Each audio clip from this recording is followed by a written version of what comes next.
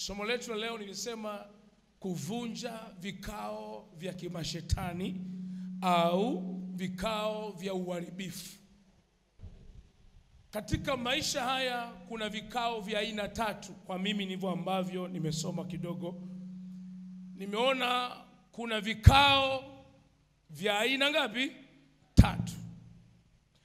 Kuna kikao cha kwanza cha Mungu mwenyewe. Amen. Wasomi wa Biblia mnafahamu Biblia inasema kulikuwako na kikao mbinguni kwa ajili ya kuleta ukombozi kwenye maisha ya watu. Ni kikao chema cha kuleta badiliko kwenye maisha ya mtu. Si kama naongea mtu niko peke yangu. Kwa Mungu akaona ni nani nitakayemtuma aende duniani, atakayerejesha mioyo ya watu wangu tena, atakayewarejesha watu waniamini tena, atakayewaambia Mungu amewasamehe dhambi zao na makosa yao kama watabadilika au watageuka. Hata kabla ya kikao cha kuja kwa Kristo, ukisoma tu mwanzo kitabu cha Mwanzo sura ya kwanza, utaona anasema hapo mwanzo palikuwa na nini? Kitabu cha Yohana hicho. Anazungumzia habari ya uumbaji. Kitabu cha Yohana Mwanzo sura ya kwanza mstari wa kwanza na wa pili. Wa pili anasema roho ya Bwana ikatulia katika vilindi vya nini? Vya maji. Vikatulia. Wakatafakari tunafanya nini? Maana kulikuweko na uumbaji. Kitabu cha Yohana sura ya kwanza kinakuja kueleza habari ya nuru. Si kama naongea na mtu. Na hiyo nuru imetumwa ulimwenguni. Wako walioiamini, wako walioikataa. Sijui kama niko na mtu ali hai. Sasa Biblia inatuambia hivi, watu walikaa kikao, wakafanya shauri baada ya Yesu kumfufua Lazaro. Mstari wa 38-39 Yesu anawaambia liondoweni jiwe. Lazaro amesha kufa, ananuka.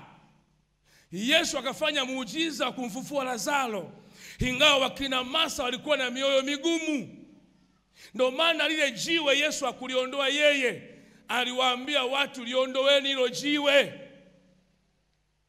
Si kama naongea na mtu yuko peke yangu. Akawapatia maelekezo, ondoweni jiwe. Ukiondoa jiwe, Lazaro atafufuka katika jina la Yesu aliye hai. Ukiondoa jiwe, baki kutoamini. Ukiondoa kutoamini, huo muujiza utaupata. Yesu anamwambia Lazaro, anawaambia kina Martha, hebu liondoweni jiwe. Masa anazuia na mstari 39 na 40 anamwambia hapana, ananuka. Hawataki kuondoa jiwe. Yesu akamkumbusha Martha akamwambia, je, nilikwambia ukiamini hautauona utukufu wa Mungu? Wale makuhani na Mafarisayo wakasema tunafanya nini juu ya mtu huyu? Maana watu wengi wanazidi kumwamini. Maana yake waliitisha baraza. Ukisema baraza maana yake ni kikao. Na kikao chochote kinaanza na watu kuanzia ngapi? Wawili. Waliitisha baraza kwamba kwa nini huyu Yesu anaendelea kufufua watu. Hebu angalia, unatenda jambo jema, unachimba kisima, wanakijiji wanywe. Kuna mtu mwingine anasema kwa nini anachimba kisima? Anajiona yeye ni nani?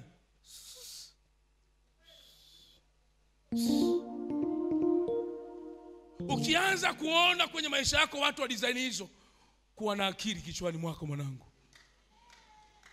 Jua sio wote wale kuzunguka ni sahihi kwako.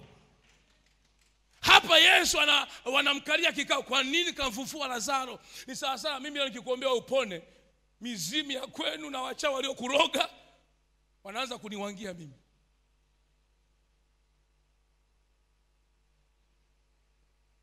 Mimi Mungu ananitumia kwa ajili ya nyie wote. Haya, mna vifungo vingapi kila mmoja vya kwake?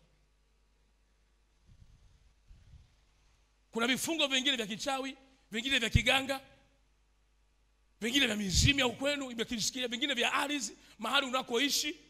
Inawezekana hapo mahali unapoishi ilikuwa ni nyumba ya mtu. Umeingia kwenye nyumba lakini zamani wanasema hiyo nyumba akali watu, palikuwa na mizimu. Walikuwa wanatolea sadaka zao, kafara zao.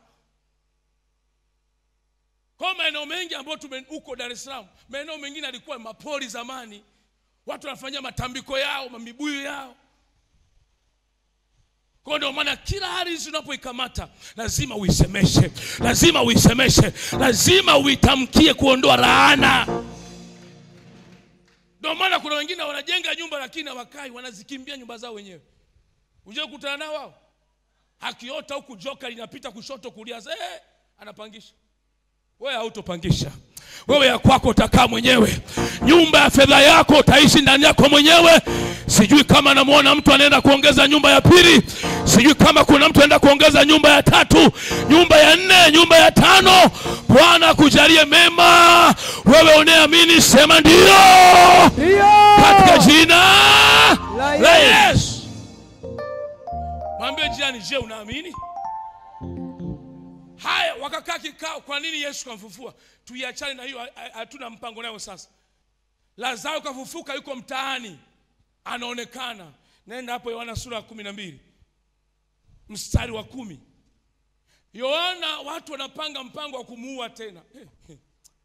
Ndio maajabu ya dunia hii. Yohana 12 mstari wa 10 unasema, nao wakuu wa makuhani wakafanya shauri. Wakuu wa makuhani nao wakafanya shauri tena la kumuua Lazaro naye. La kumuua nani? Lazaro. Lazaro huyu kafufuliwa juzi tu hapo.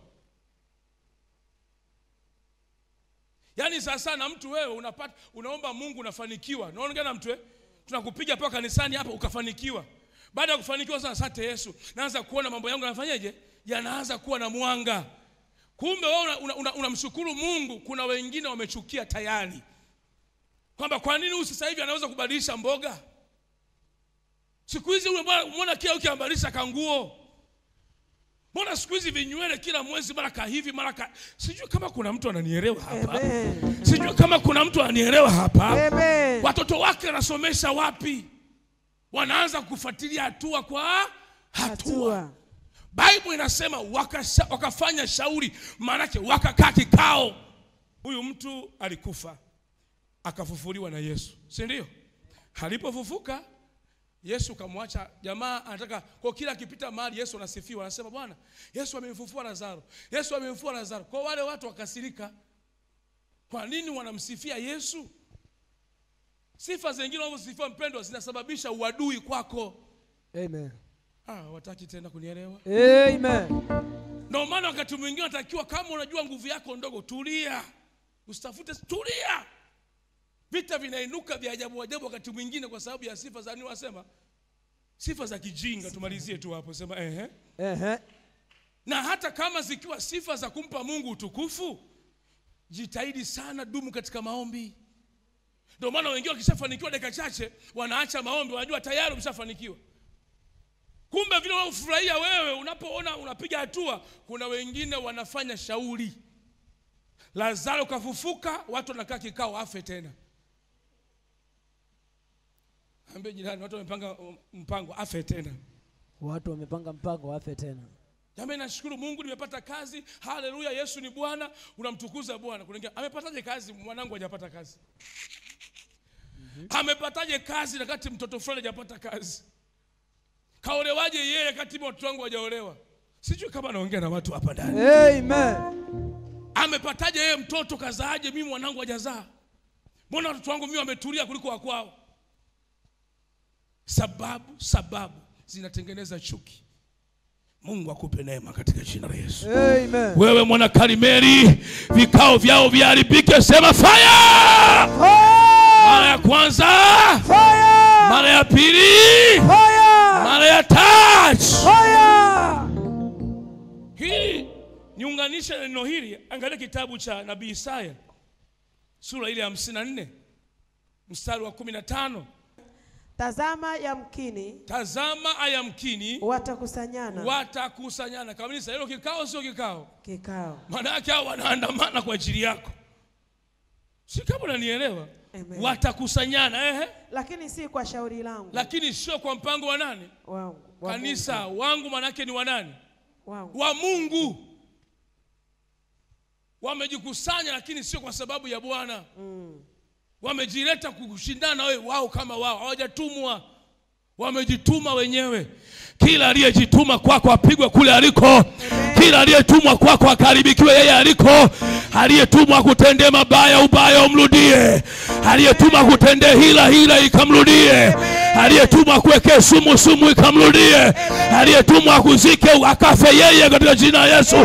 Aliyetumwa kuroga uchawi ukamrudie mwenyewe. Nasema viwarudie, viwarudie, viwarudie, viwarudie. Simama, sema viwarudie. By fire, by force.